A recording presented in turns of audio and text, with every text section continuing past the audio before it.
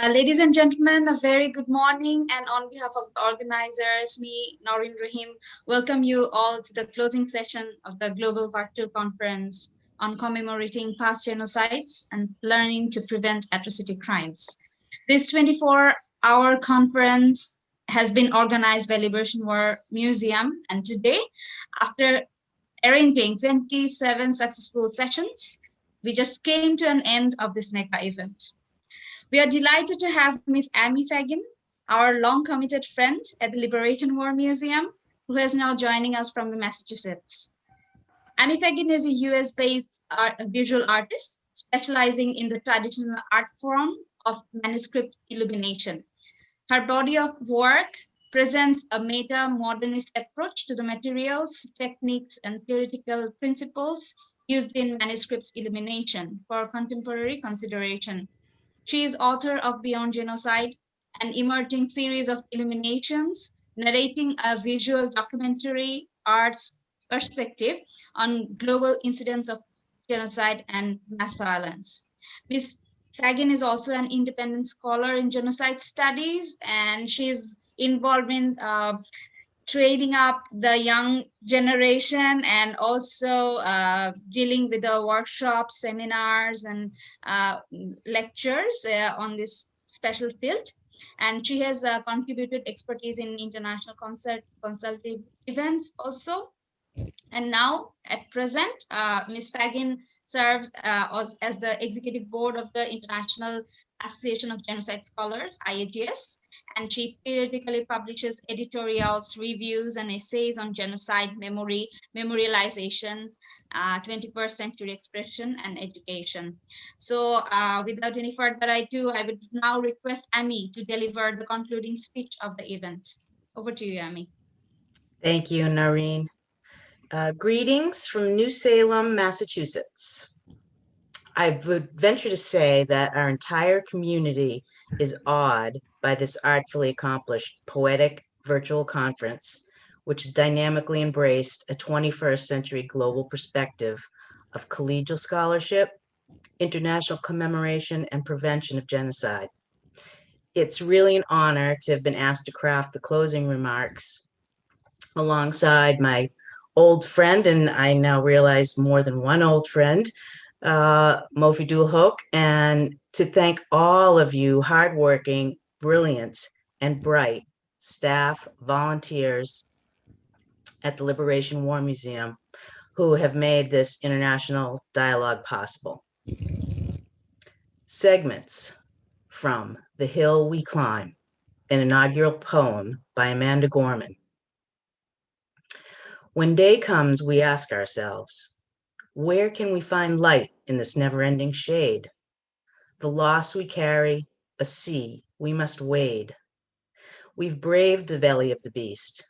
We've learned that quiet isn't always peace. And the norms and notions of what just is isn't always justice. And yet, the dawn is ours before we knew it. And so we lift our gazes not to what stands between us, but what stands before us. We close the divide because we know to put our future first, we must put our differences aside. We lay down our arms so that we can reach out our arms to one another. When day comes, we step out of the shade, aflame and unafraid. The new dawn blooms as we free it. For there is always light, if only we're brave enough to see it. If only we're brave enough to be it. Before I elaborate on closing remarks, I'd like to acknowledge and commemorate beloved Liberation War Museum trustees Rabiul Hussein, Nasiruddin Tariq Ali Zakir, and all around the world, our loved ones, friends and neighbors that we've lost this year to COVID-19. Now, I would like to draw some parallels to the global initiative in genocide studies and prevention, and the profound challenges and opportunities that the COVID-19 pandemic has yoked upon citizens of the world today. Every nation, every community, and every family around the world has been touched by this disease. Its outbreak is still spreading like wildfire as a novel virus to which every human being is a potential victim. A race for developing vaccine has ensued, and at the same time, the pathogen is mutating, only to outwit human biology and infect on a global scale, a pathological equalizer in sickness and death. I've long looked upon the root causes of genocide as a kind of sociopathological disease with pandemic potential. The tools for genocide prevention, taking a page from pandemic prevention strategies that institutions like the World Health Organization use. As examples for such strategies, terms like risk severity assessment, planning and preparedness, diagnosing symptoms, orchestrating treatment, response, recovery, and surveillance tactics all apply. The tools that we've acquired from this truly inspiring international dialogue, commemorating past genocides and learning to prevent atrocity crimes, can be seen in this light as helping us to develop and implement all of these strategies. So I will ask attendees and speakers in the days and weeks to come to think about what you've gleaned from this experience and how you will use the knowledge and tools to bring to your respective fields to broaden the scope and impact of genocide studies, commemoration, and prevention, to make liaisons, friendships, and professional commitments to one another so that the hills we climb bring us out of the shade together and into the light as one human family, so that the eradication of genocide, a pandemic in need of a global prevention strategy, is within our reach and a gift we can give to our children and our children's children. We've learned about so many key issues from this conference that are of strategic value in solving the root causes of genocide and of remedying its consequences. Now we can move forward, keeping ourselves fit for service as the instrument of that light, the best vaccine, the most arresting poem, a perfectly tuned instrument playing in an orchestra of symphonic resonance and ringing out throughout the world that never again will genocide infect the heart and mind, that never again will we be compelled to violate one another, and that together we will find a cure. As we approach the 50th year of the Day of Remembrance of the Genocide in Bangladesh, March 25th, 2021, in honor of the noble and wise commitments to the visionary founders of the Liberation War Museum, their trustees, staff, volunteers, and all of your loving friends worldwide, this tribute and thank you, a recitation of Where My Darlings Lie Buried by Sophia Kamal. Where my darlings lie buried, the shivering, cold nights of wintry Posh have passed, and now dewdrops of a morning are like tears shed by mothers, sisters, widows, as they gaze forlorn at the mounds where their darlings lie buried.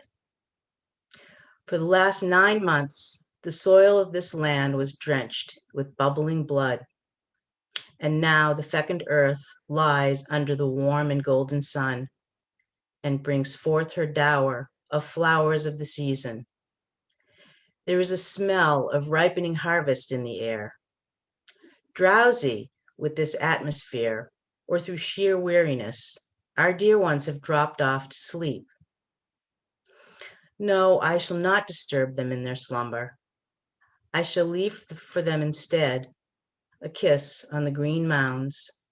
As I touch the grass tenderly, I seem to feel the clasp of millions of eager hands and millions of merry voices. Speak to me. Don't you feel proud of us, Mother, that we have liberated our Bangladesh? Ah, my daredevil darlings, that you have indeed done. In the Comity of Nations, you have indeed laid out for your mother Bangla a bright red carpet dyed with your ruby red blood. And now, through the ages, Mahakal, the great god of time, will stand attention to pay homage for the marvel you have done. Our dear ones, you are deathless. And so I say to all my timeless, beautiful friends from Bangladesh, past and present, that your efforts have brought us all closer to the day that in our future we can all rest assured that never again will we fall prey to genocide. Joey Bangla. Thank you. Thank you so much, Amy, for your excellent deliberation. Thank you so much. And please be with us like you always do. So now I quickly move to the concluding remarks. So may I now request Mr. Mufidul Haq to convey his concluding remarks to the audience. Mr. Haq is a founder trustee, Liberation War Museum, and director, Center for the Study of Genocide and Justice. Over to you, sir. Sir, you have to unmute. Muted.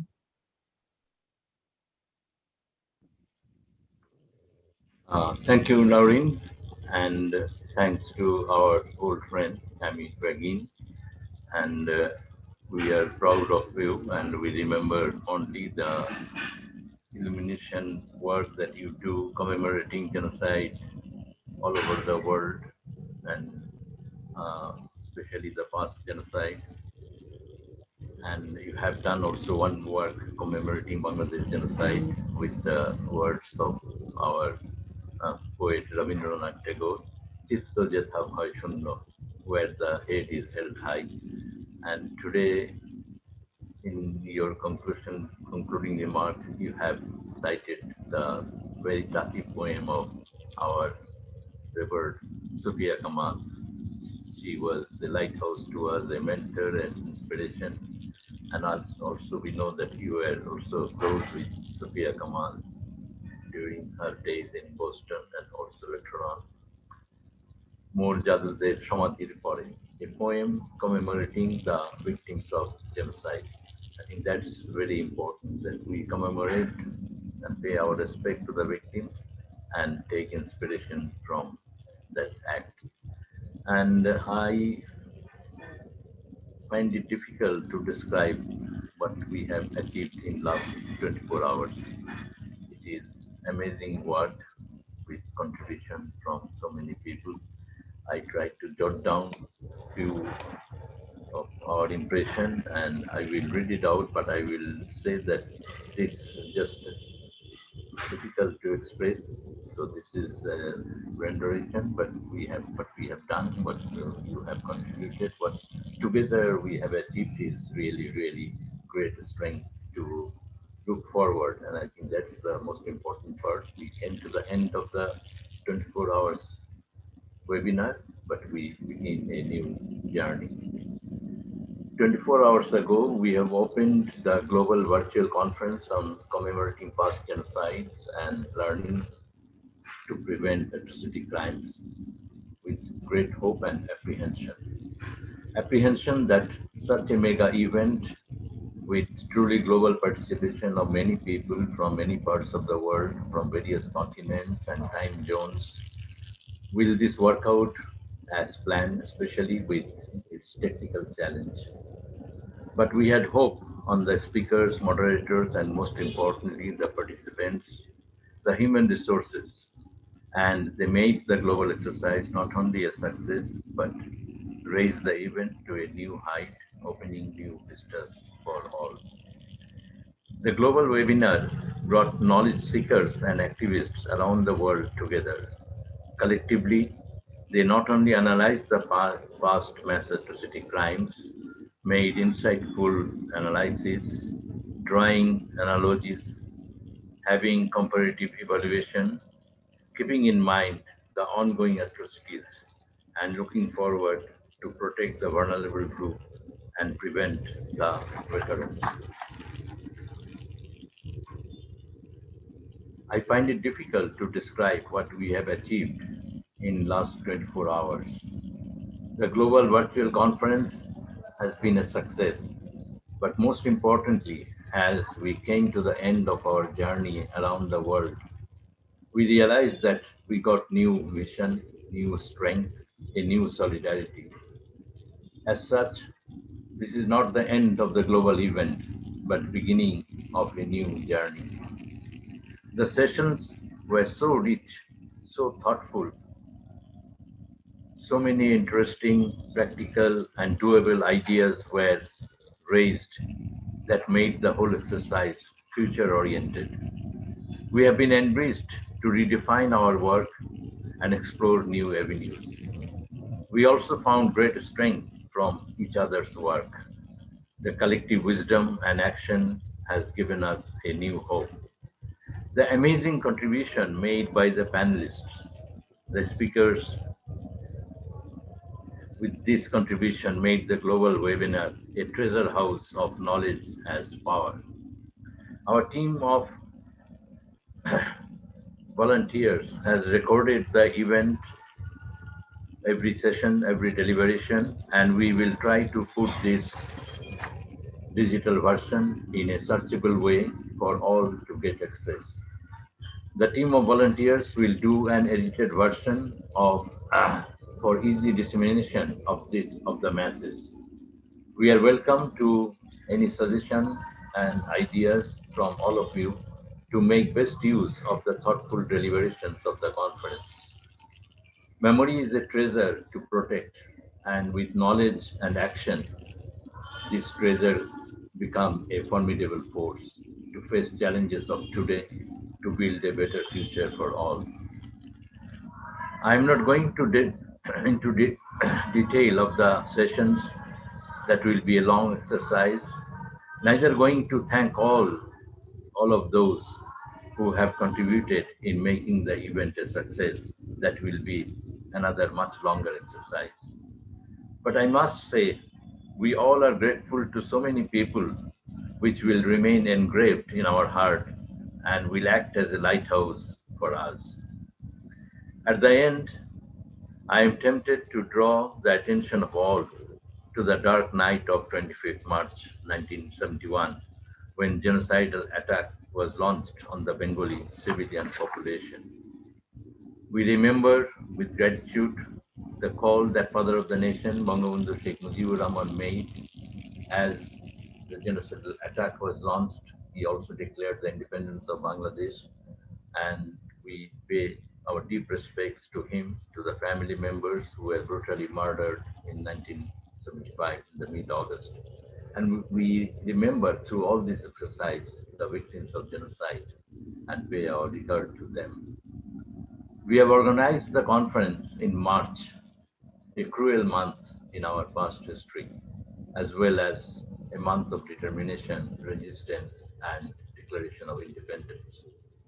We observe March 25 as the day of remembrance of Bangladesh genocide, and this has now been declared by the parliament as the day of remembrance.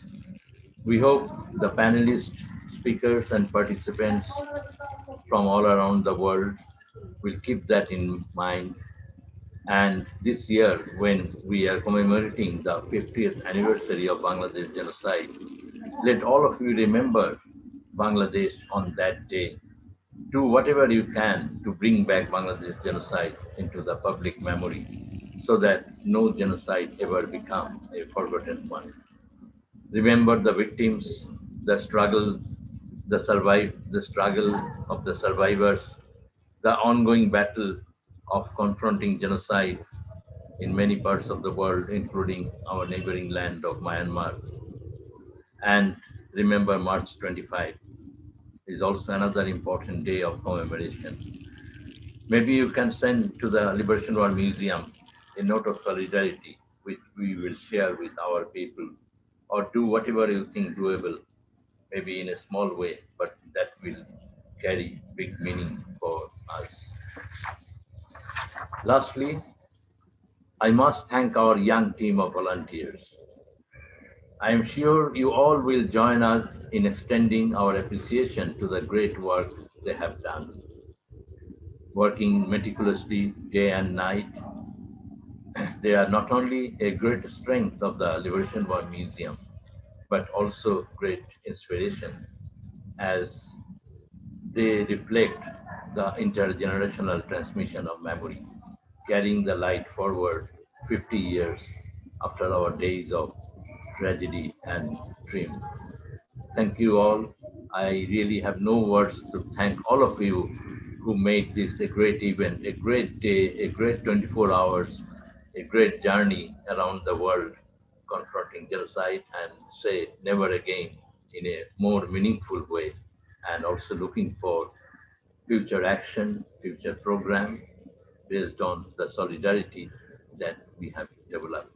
Thank you all. Joy Bangla, Joy Bangabandhu. Victory to Bengal, victory hail to Bangabandhu. Thank you so much, sir.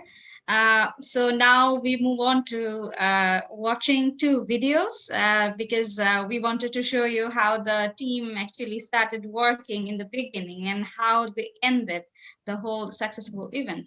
So I would request the IT team to start the promo, and then we move on to the post-conference video.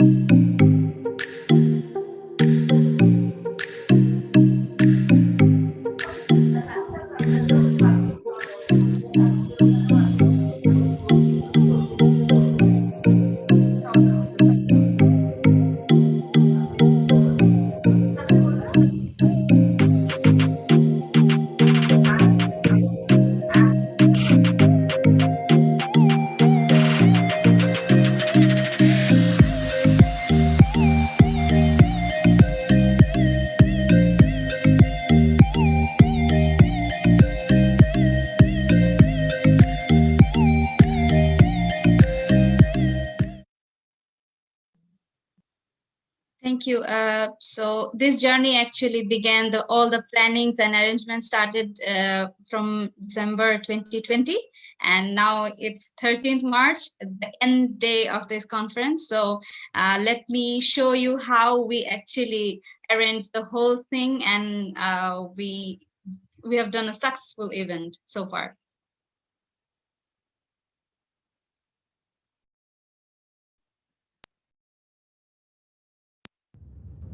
Global Virtual Conference on Commemorating Past Genocides and Learning to Prevent Atrocity Crimes. এই কনফারেন্সটি আমরা মূলত আয়োজন করেছি virtual প্ল্যাটফর্মে, অনলাইনে আমাদের সাথে যুক্ত হয়েছেন বিভিন্ন বক্তারা দেশ বিদেশ থেকে, এবং সেই সাথে 19টিরও বেশি অর্গানাইজেশন বিশ্বব্যাপী যারা কাজ করছেন হিউম্যান রাইটস ভায়োলেশন কিংবা গণহত্যা এবং যুদ্ধাপরাধ এই বিষয় নিয়ে। করোনাকালীন এই সময় আসলে আমাদের সেফটি এবং ডিস্টেন্স এই রক্ষার্থে আমরা সম্পূর্ণ কনফারেন্সটি ভার্চুয়ালি অ্যারেঞ্জ করেছি। এই কনফারেন্সে যেই 19টি অর্গানাইজেশন আমাদেরকে সহায়তা দিয়েছেন তাদের সেশন অ্যারেঞ্জ করার ক্ষেত্রে তাদের প্রতি আমরা অশেষভাবে কৃতজ্ঞ। আমাদের এই কনফারেন্সটি আয়োজন করার ক্ষেত্রে একদল নবীন ভলেন্টিয়ার গ্রুপ মুক্তিযুদ্ধ জাদুঘরের, তারা আসলে আমাদেরকে সহায়তা দিয়েছেন এবং তাদের প্রতিও আমাদের অশেষ কৃতজ্ঞতা। As an organizer, I feel very blessed to be a part of this conference where commemorating past genocide and learning to prevent atrocity crimes were discussed.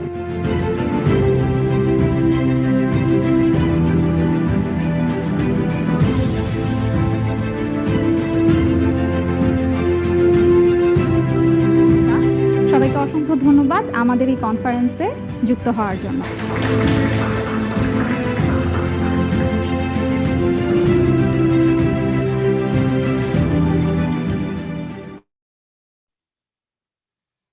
Thank you. So now I would like to take the opportunity to thank the whole team of the conference, and I would announce all the names because we are really indebted to all the colleagues that who supported from the museum, and also the whole bunch of volunteers who were engaged in organizing this event. So I really give my wholehearted thanks to all the officials from Liberation War Museum, respected trustees, who actually rendered us the support, and also we were consulting each of the situations and how to arrange all these sessions and how to invite our guests and all these things. So I really thank all my colleagues over there in the Liberation War Museum, and especially to Kamal Bhai and his team, who were actually dealing with the budget and expenditure issues, and to Bulu Bhai, who did the graphics things for the conference. Then we have Kobir Bhai, who actually supported us with the refreshments, food and meals throughout the day. And then Shamim Bhai, Tagore Bhai, who gave us the technical assistance to the IT team. And also we are very proud to acknowledge the sole contribution of the volunteers of the Liberation War Museum, without who the entire conference could not be arranged.